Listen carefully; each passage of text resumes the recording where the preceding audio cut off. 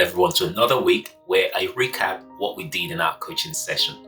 So in our coaching session this weekend, we went into the practical aspects and the approaches that business analysts can use to scope out a project or a product. So in this video, I'll be talking about the key takeaways from our coaching session. A significant portion of the training was actually dedicated to understanding the fundamental techniques for scoping projects. And I talked about the need to understand the importance of people, processes, tools, and technology, and how these components sort of interconnect within and outside of the organization.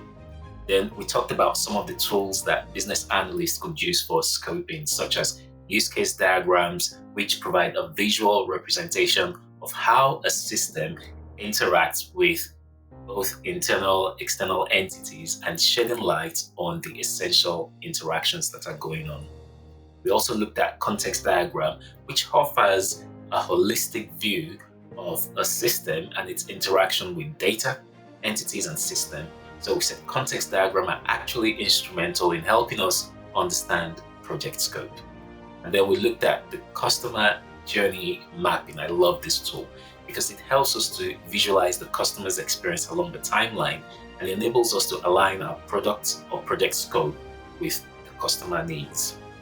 Finally, we talked about the scoping funnel. And I said this is a very powerful prioritization tool because the funnel involves brainstorming and categorizing information, ultimately helping our stakeholders to identify key focus areas swiftly. Now, here's the thing. Scoping sessions are not just about using tools. They're about getting everyone on board, and it's important to secure your stakeholders' buy-in to prevent personal agendas from derailing the project. So here are some key takeaways from that session. 1, it's important, very important to have a well-defined agenda for your scoping session so that you can maintain focus and prevent people from actually derailing discussions. Then BAs should ask specific questions, right? They should focus their questions to allow them to dig deeper and uncover quantifiable metrics that they can use to measure success.